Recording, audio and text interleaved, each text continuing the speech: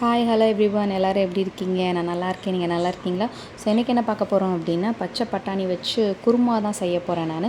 So அதுக்கு தேவையான ingredients எடுத்து வச்சுருக்கேன். என்னென்னு சொல்கிறேன். ஒரு கப் ஃபுல்லாக பச்சை பட்டாணி எடுத்திருக்கேன், 2 பச்சை மிளகா, 4 மீடியம் சைஸ் பெரிய வெங்காயம், புதினா கொத்தமல்லி அதெல்லாம் எடுத்து வச்சுருக்கேன், மீடியம் சைஸ் 2 தக்காளி, இஞ்சி பூண்டு பேஸ்ட்டு, அடுத்து துருவின தேங்காய் 1/2 கப் எடுத்து வச்சுருக்கேன். அடுத்து கரம் மசாலா, மல்லித்தூள் அண்ட் வத்தப்பொடி, ஜீரகம், மஞ்சத்தூள் எடுத்து வச்சுருக்கேன். இதுதான் இப்போது நம்ம செய்ய போகிற தேவையான பொருள். இன்றைக்கி நான் வந்து குக்கரில் தான் செய்ய போகிறேன். அது தேவையான அளவு நம்ம எண்ணெய் ஊற்றிக்கலாம். 2 டேபிள் ஸ்பூன் நான் எண்ணெய் சேர்த்துருக்கேன், நல்லெண்ணெய் தான் சேர்த்துருக்கேன். இப்போ நல்லெண்ணெய் நல்லா சூடானதும் இப்போ நம்ம என்ன சேர்க்க போகிறோம் அப்படின்னா, ஜீரகம் எடுத்து வச்சுருக்கோம்ல, அது டீஸ்பூன் 1 சேர்த்துக்கலாம். அது நல்லா புரிஞ்சு வந்தோடனே நம்ம வந்து வெங்காயம் கட் பண்ணி வச்சுருக்கோம். நான் எல்லாமே குட்டி குட்டியாக தான் கட் பண்ணி வச்சுருக்கேன். 4 மீடியம் சைஸ் பெரிய வெங்காயம் எடுத்திருக்கேன், நல்லா நல்லா குட்டி குட்டியாக கட் பண்ணி போட்டிருக்கேன். உங்களுக்கு பெருசாக நீளமாக வேணுனாலும் நீங்கள் அப்படி போட்டுக்கோங்க. ஸோ இதை நல்லா வதங்கி வரட்டும். இது வதங்கி வர்றதுக்கு நம்ம உப்பு சேர்த்துக்கலாம். நான் இன்றைக்கி வந்து கல்லுப்பு தான் எடுத்திருக்கேன். கல்லுப்பு இப்போது இந்த வெங்காயம் வேகிறதுக்கு நான் போட்டிருக்கேன். கடைசியாக நம்ம பட்டாணி சேர்க்குறப்ப அந்த பட்டாணிக்கு தேவையான உப்பு போட்டுக்கலாம். இப்போ இந்த வெங்காயத்துக்கு மட்டும் நான் உப்பு போட்டிருக்கேன். உப்பு போட்டு நல்லா நம்ம கிளறி விட்டுடலாம்.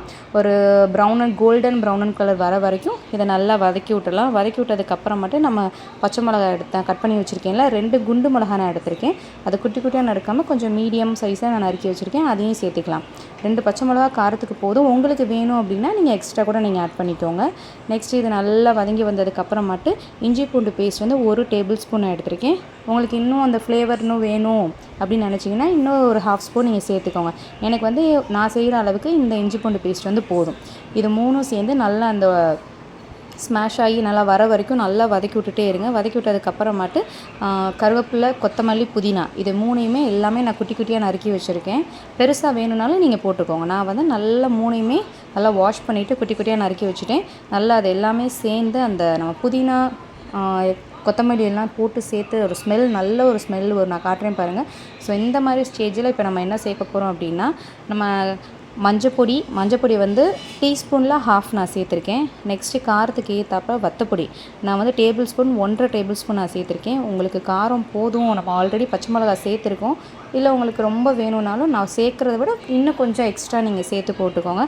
நெக்ஸ்ட்டு வந்து கரம் மசாலா அண்ட் வந்து மல்லித்தூள் 2 table spoon, garam masala 1/2 spoon தான் நான் சேர்த்துருக்கேன். இது 3யும் சேர்த்து நல்லா கிண்டி விடுங்க. அடி பிடிச்சிடாமல் நீங்கள் வந்து லோ ஃப்ளேம்லேயே வச்சு இதை செய்யுங்க. ரொம்ப ஹையில் வச்சிட்டிங்கன்னா டக்குன்னு அடி பிடிச்சிரும். இப்போ என்ன சேர்க்க போனால் 2 மீடியம் சைஸ் தக்காளி நான் எடுத்திருக்கேன். அதையும் நல்லா குட்டி குட்டியாக நறுக்கியிருக்கேன். அதையும் நல்லா மிக்ஸ் பண்ணி விட்ருங்க.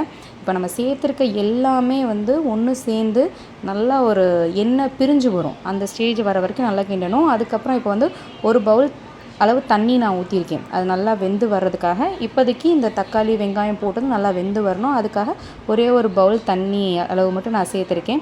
ஸோ அதை நல்லா கொதிச்சு வரட்டும். இப்போ குக்கர் வச்சு லைட்டாக நம்ம மூடி வச்சிடலாம், விசில் வைக்காமல் நம்ம மூடி வச்சிடலாம். இப்போ இந்த சைடு வந்து நம்ம பேஸ்ட் அரைக்க போகிறோம். இது வந்து என்னோடய பையன் தான் போட்டிருக்காங்க, நானும் போடுறேன், நானும் செய்ய போகிறேன் அப்படின்ட்டு வந்தாங்க. ஸோ அதனால் அவங்களுக்கு பண்ண சொன்னேன்.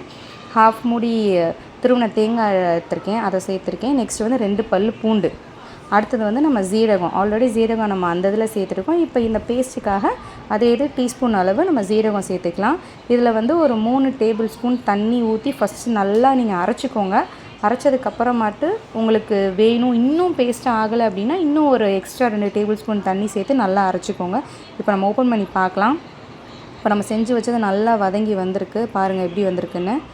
அது எண்ணெய் எல்லாமே நல்லா பிரிஞ்சு வந்திருக்கும். இப்போ இந்த ஸ்டேஜில் நம்ம என்ன பண்ண போகிறோம் அப்படின்னா பட்டாணி சேர்க்க போகிறோம். நான் வந்து ஃப்ரெஷ்ஷாக பச்சை பட்டாணி எடுத்திருக்கேன். அதனால் இப்போ இந்த ஸ்டேஜில் மசாலா சேர்த்ததுக்கப்புறமாட்டு நான் சேர்த்துருக்கேன். நீங்கள் வந்து காஞ்ச பட்டாணி வச்சுருக்கீங்க அப்படின்னா ஸ்டார்டிங்லேயே 1 விசில் 2 விசில் விட்டுட்டு அதுக்கப்புறம் இப்போ இந்த ஸ்டேஜில் லாஸ்ட்டு நம்ம வந்து ஒரே 1 விசில் விட்டால் போதும். அப்படி இல்லைன்னா நீங்கள் ஊற வச்சு நீங்கள் சேர்த்தாலும் ஓகே தான். பட் நான் இன்றைக்கி பச்சை பட்டாணி அப்படியே டேரெக்டாக தான் நான் சேர்த்துருக்கேன்.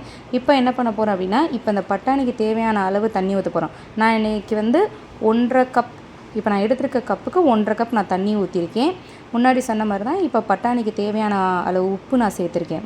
வெங்காயத்துக்கு சேர்த்தது இப்போ வந்து இந்த பட்டாணிக்கு சேர்த்துருக்கேன். ஸோ இதையும் என்ன பண்ணணும்னா கிண்டி விட்டுருங்க. இப்போ இதை வந்து நம்ம சப்பாத்திக்கு வச்சு சாப்பிட்லாம், தோசைக்கு வச்சு சாப்பிட்லாம், இல்லை வந்து ஒயிட் ரைஸோட இதை மிக்ஸ் பண்ணி சாப்பிட்லாம், நல்லா தான் இருக்கும்.